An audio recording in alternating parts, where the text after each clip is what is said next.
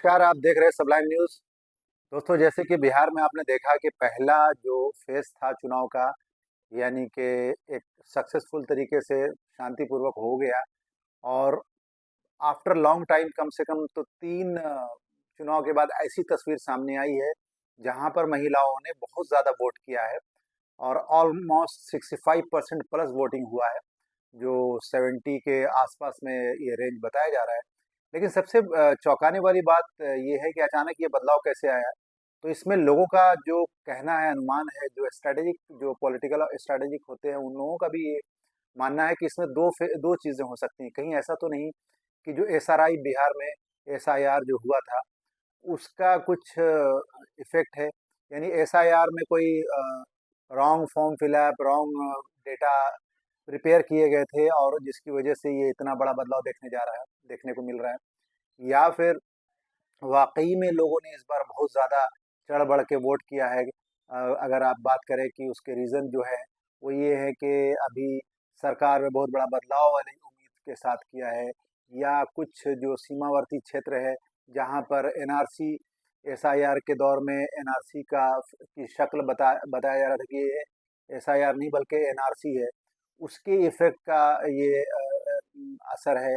Whatever, मतलब बहुत बड़ा ये बदलाव है और इसका असर एक्चुअल में पता चलने वाला है रिजल्ट के दिन कि ये जो बदलाव या ये जो इतने बड़े डेटा में ये लोग वोटिंग किया है जो जनता ने, वो किसकी तरफ किया है, एनडीए या महागठबंधन की तरफ।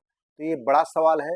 दूसरी तरफ इन इस चुनाव में बिहार के अंदर सबसे ज़्यादा जो चर्चित पार्टी हो गई है, वो है असदुद्दीन ओवैसी की एआईएमआईएम। जी हाँ, बिल्कुल। क्योंकि अभी बताया जा रहा है डेटा के हिसाब से कि जो सीमावर्ती क्षेत्र है या सीमांचल जिसको कहते हैं, वो एरिया में जितने भी विधानसभा हैं, वहाँ पर तो ये लीड कर रहे हैं। साथ में मगध में इन्होंने अपनी पोजीशन अच्छी दर्ज कर रहे हैं। हालाँकि मगध में बात करूँ तो जो हॉट सीट मानी जा रही है शेरघाटी विधानसभा की, वहाँ पर एक और तस्वीर सामने आ रही है कि चुनाव से पहले कुछ मुस्लिम नेताओं ने एक बैठक की थी जिसके अंदर अलायंस की बात हुई थी कि जेडीयू, आरजेडी या कोई भी पार्टी हम में से किसी, यानी अल्पसंख्यक में मुस्लिम समाज के चेहरे को कोई भी पार्टी आगे लाती है तो सबको मिल के उसका साथ देना है।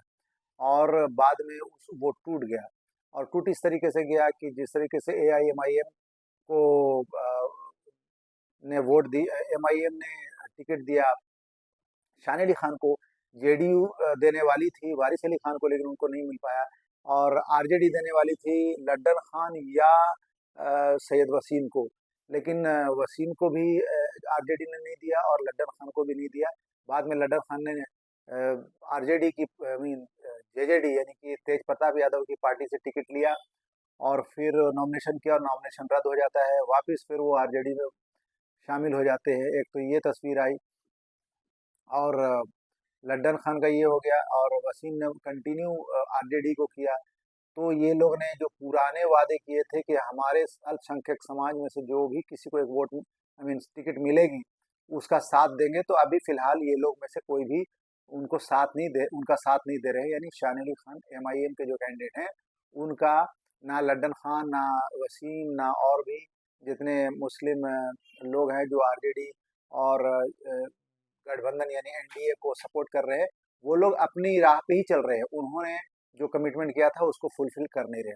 अब बात आती है कि जनता क्या चाहती है। जनता के नब्ज़ में ये पहला विकल्प है, लेकिन कहते हैं ना कि 2% वाले को तेजस्वी यादव साथ लेके घूम रहे हैं, और खुद वो 14% वाले में आते हैं, और 18% का स्लैब मुसलमान का आता है।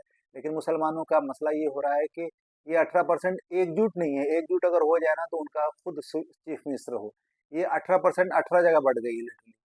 तो ये एक थोड़ी खतरनाक घंटी है महागठबंधन के लिए, क्योंकि कुछ विधानसभा में ये भी देखा गया है कि तेजस्वी यादव ने अलायंस के 2 कैंडिडेट खड़े कर दिए, यानी अपनी पार्टी के से भी उसने कैंडिडेट खड़ा कर दिया है, और सहनी के वीआईपी पार्टी से भी कैंडिडेट खड़ा कर दिया, और वहां जाके वो सहनी के कैंडिडेट का प्रमोशन कर रहे हैं, यानी कि उसके लिए वोट मांग रहे हैं।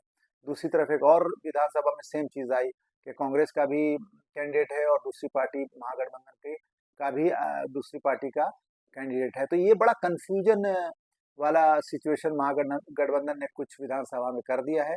और इकरा हसन की इन दिनों जो सोशल मीडिया पे स्पीचेस है वो भी बहुत वायरल हो रही है।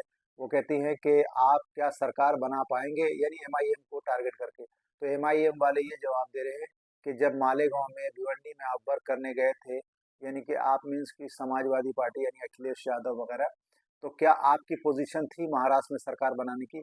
सरकार बनाने के लिए कोई पार्टी में का वर्क नहीं करके पार्टी के लिए वोट नहीं मांगता है। वो अपनी एक जगह बनाने के लिए, वो एक अपनी अपना प्रेजेंस लगाने के लिए, अपने प्रेजेंस को मजबूत करने के लिए, ताकि वो किंग मेकर की भूमिका निभा सके, इसलिए वो इस तरीके का कार्यक्रम करता है। और अभी का जो हालात है, अगर मान के चले अगर 10 से 15 सीट भी एमआईएम निकालती, क्योंकि पिछली बार इतनी पब्लिसिटी नहीं थी, तभी भी 5 सीट एमआईएम ने जीता था। और अगर इस बार 10 से 12 सीट भी अगर निकाल लेती है तो ये तीसरा मोर्चा बहुत बड़ी भूमिका निभाने वाला है। तो ये सब कुछ हमें पता चल जाएगा, क्योंकि आखिरी आज का दिन है, 9 तारीख आखिरी डे है पब्लिक रैली का। और 11 तारीख को वोटिंग है बिहार के अंदर। जो दो दो फेज में चुनाव इस बार बिहार में हुआ है, तो दूसरा फेज जो है वो 11 तारीख को है। और फिर 14 तारीख तक सरकार सामने आ जाएगी बन के, 13 को काउंटिंग, इस तरीके से स्केड्यूल है बिहार के अंदर। तो जो पोजीशन दिखाई जा रही है कि ये शेरघाटी विधानसभा हर मायने में बहुत मगध में इम्पोर्टेंट माना गया था। पिछली बार भी बहुत कंट्रोवर्सी हुई थी टिकट को लेकर आरजेडी के, लेकिन फाइनली आरजेडी ने कोई एक ये बीजेपी भी नहीं बल्कि आरएसएस, कोई वाहिनी सेना की मेंबर मंजू अग्रवाल हुआ करती थी, उसको पार्टी में शामिल करके टिकट दे दिया था और वो जीत गई थी। क्योंकि वहाँ पर मुसलमान और यादव इन लोगों के वोट्स अच्छे हैं, तो ये इफेक्ट पड़ता है। अब इमामगंज विधानसभा में भी दो कैंडिडेट कंटेस्टेंट में टक्कर दे रहे हैं। एक आरजेडी का कैंडिडेट है और एक हम यानी मांझी की पार्टी का, दीपा मांझी और रितु चौधरी में वो है। लेकिन इस बार बताया जा रहा है कि दीपा मांझी ये चुनाव नहीं निकाल पाएंगे, ऐसा अनुमान बताया जा रहा है। और वहाँ से आरजेडी की महिला रितु चौधरी सीट को निकालने जा रही है, ऐसा अभी तक के हालात दिख रहे हैं। तो अभी देखते हैं, अब इलेक्शन का तो कोई दूर बचा नहीं, तो अभी देखते हैं कि इस बार नीतीश कुमार वापिस ताज पहनेंगे कि तेजस्वी यादव पहनेंगे, या एक ऐसा चेहरा आएगा जिसको हम आप अभी तक सोशल मीडिया पे नहीं देख रहे हैं, और नया नवेला चीफ मिनिस्टर ऑफ बिहार होने वाला है। तो ये सारे सवाल, सारे असमंजस का जवाब हमें जल्दी मिलने वाला है। और अब मेरी नज़र बिहार इलेक्शन पर लगी हुई है। मैं कम रिपोर्टिंग दे रहा हूँ आप लोगों को, लेकिन देने की कोशिश कर रहा हूँ। तो बने रहिए सबलाइन न्यूज़ के साथ। अगर आपने चैनल को सब्सक्राइब नहीं किया तो सब्सक्राइब कर लें, और अगर फेसबुक पे आप देख रहे हैं तो लाइक और शेयर जरूर करें। Thanks for watching.